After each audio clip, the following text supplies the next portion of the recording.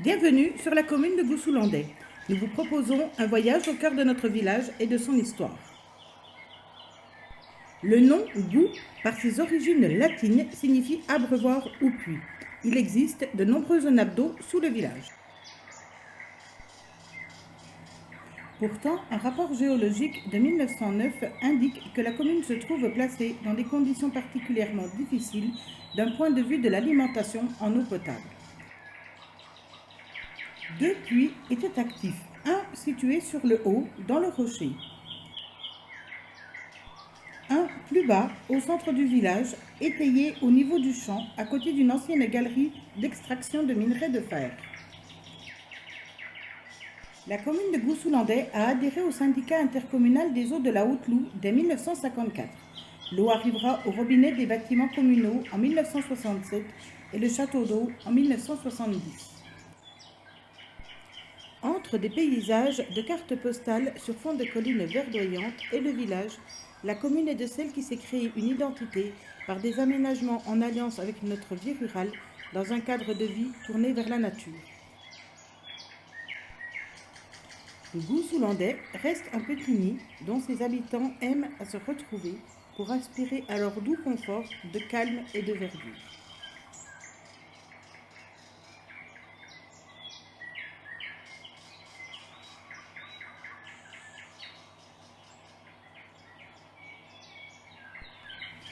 Goussoulendais vit paisiblement entre les vallées de la Loue et du Lison, à l'ombre de la colline boisée du Landais, qui a donné son nom au village depuis le décret du 22 février 1923.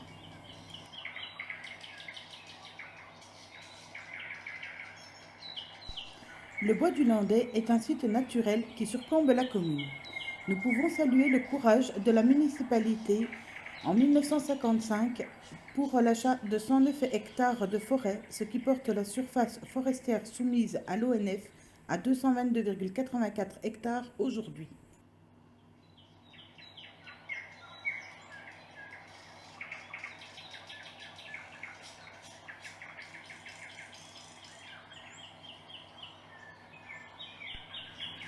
Notre forêt présente un attrait pour les vacanciers et les marcheurs, puisque le GR et de nombreux sentiers la traversent. Depuis la piste du Landais, située sur les parties les plus hautes de la colline, nous pouvons apercevoir Quingé et la carrière de Point-Villers, par exemple.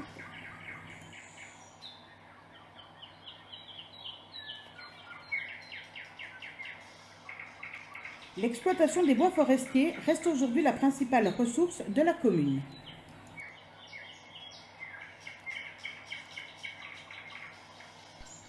Au fil de nos balades à travers cette belle forêt communale, nous pouvons encore retrouver une trace de la tour qui avait été installée sur le haut du Landais par l'Institut géographique.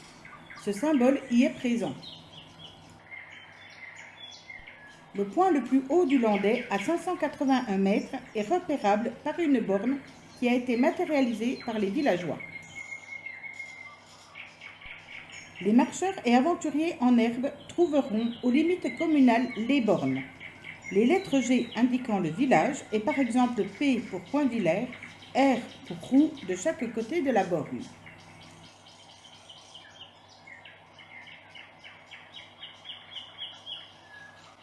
Cette borne, par exemple, indique l'angle de la limite des trois communes de Goussoulendais, Cussé-sur-Lison et Roux. L'entretien des chemins communaux reste une dépense importante pour notre petit budget. Des accords, des conventions sont régulièrement passés avec les communes de l'Avant-Quingé, nos proches voisins limitrophes sur la partie forestière, pour réaliser certains investissements. Récemment, c'est également la commune de Cessé qui a accepté de participer à des travaux sur le chemin neuf et à nouveau l'Avant-Quingé. 125 hectares de notre territoire est concerné par le programme Natura 2000 pour préserver la biodiversité. 2 directives à l'échelle européenne s'appliquent oiseaux et habitats. Ces terrains sont composés de pelouses calcaires avec la présence, par exemple, du lézard vert. Une école fut ouverte en 1884, mais à cause de l'exode rural, elle ferma en 1960. Les enfants ont ensuite été scolarisés à Courcelles, puis à Charnay, avant de rejoindre l'école communale de Mion. La mairie avait été installée dans l'ancienne école. Suite aux travaux réalisés, elle a été déménagée au centre du village dans le bâtiment actuel. Du mobilier reste présent dans la salle communale, l'ancienne cloche de l'école qui a été enlevée au vu de son poids pour des raisons de sécurité, le fourneau, mais aussi la bibliothèque ainsi que l'armoire, des mesures ou le compas. Cette photo date de 1958, les élèves avec leur maître dans leur salle de classe. L'école de Mion accueille désormais nos enfants à l'école maternelle et primaire. Un service de restauration et d'accueil est assuré par les Francas. Les enseignants proposent de nombreuses activités aux enfants et des manifestations régulières.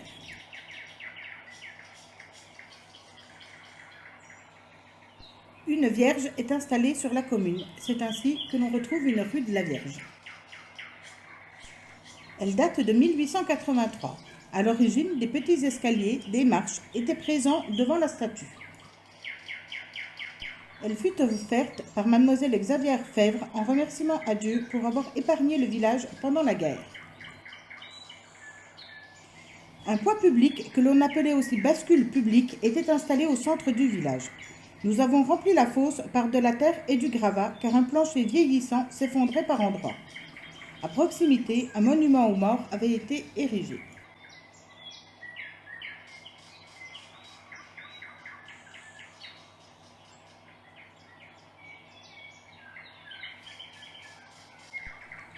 La conception du monument aux morts est identique à celui de Bie et de Mémé. Un obélisque avec sur la face avant un profil de soldat dans un médaillon.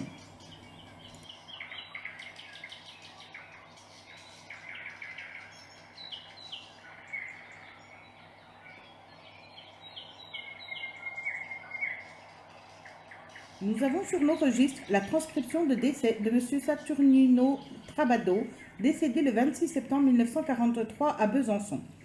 Nous avons assisté à la cérémonie de remise des médailles de la résistance française à ses descendants en 2019 à la citadelle de Besançon.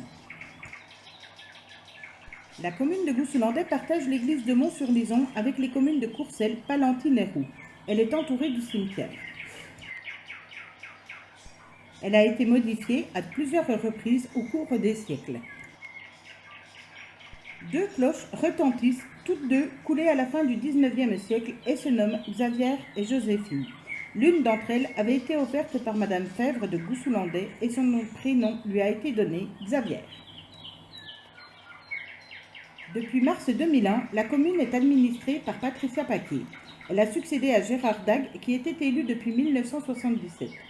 Gérard et son épouse Danielle ont su accompagner Patricia dans ses prises de fonction avec beaucoup de générosité. On voit sur cette ancienne photo datant de 1885 M. Jourdain devant sa ferme qui fut maire de la commune. En 2011, la première cérémonie de remise de médailles d'honneur avait été organisée pour leur dévouement au service de la commune pour Denis Sage, Daniel Sage et Gérard Dague. Également en 2012 à l'occasion de la célébration du 8 mai. Puis en 2013, une nouvelle cérémonie était organisée en même temps que l'inauguration des travaux d'aménagement du centre du village. Enfin, en 2015, Magali Almeida recevra la médaille après 20 ans au dévouement de la commune. Des visites, tant à l'Assemblée nationale qu'au Sénat, ont été organisées. Depuis 2020, une nouvelle équipe s'est constituée et a porté de nouveaux projets communaux.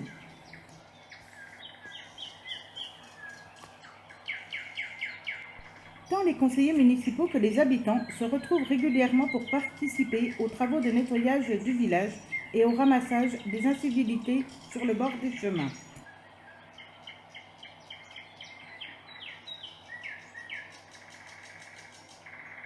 Un salut pour le fleurissement communal. Tant Lucie que l'ensemble des habitants s'y emploient pour le plaisir des yeux. Aujourd'hui, les conseillers municipaux et habitants volontaires ont plaisir à se retrouver un samedi matin de décembre pour mettre en place le sapin au centre du village ainsi que les décorations. Et à se retrouver en salle communale pour partager des moments conviviaux.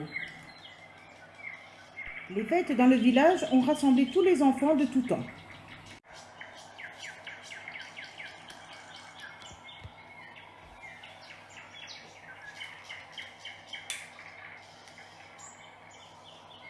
La tradition se perpétue au fil des années. D'ailleurs, ces initiatives datent déjà de nombreuses années. Chaque année, un repas est organisé à l'occasion de la célébration du 8 mai. Le conseil municipal et les aînés qui le souhaitent se retrouvent chaque année autour d'un repas. Un comité d'animation a été créé. Il a pour objet l'animation communale sous toutes ses formes. Rassemblés autour de l'église de Mont-sur-Lison, les 4 communes organisent des événements à l'occasion de la fête paroissiale ainsi que des randonnées. N'oublions pas l'épreuve organisée par l'Alsace-Équanie qui passe par le village en septembre.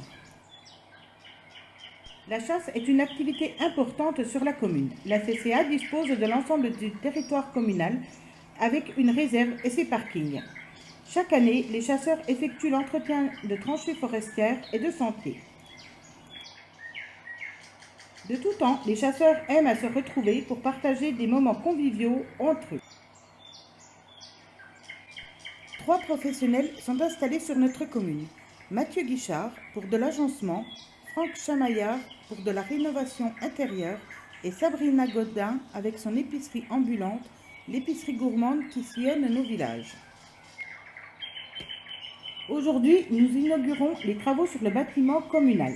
La pose de nouvelles fenêtres dans le logement situé à l'étage, la rénovation des façades et la pose de marquises. Regardons comment était le bâtiment il y a quelques dizaines d'années. Sur la partie droite, le bâtiment communal. Là où il y avait les portes en bois était un local pour trier le grain. Nous pouvons encore voir la délimitation entre cet atelier et l'ancienne fromagerie par la poutre au plafond de la salle communale. La cuve du Tillet était située sur la façade côté rue de la fromagerie. Avant les travaux de rénovation, nous trouvions encore des attaches en fer pour soutenir la cuve présente sur la façade. Lorsque la fromagerie s'est agrandie, les portes en bois ont été supprimées et remplacées par une fenêtre. Quelques avant, pendant et après rénovation.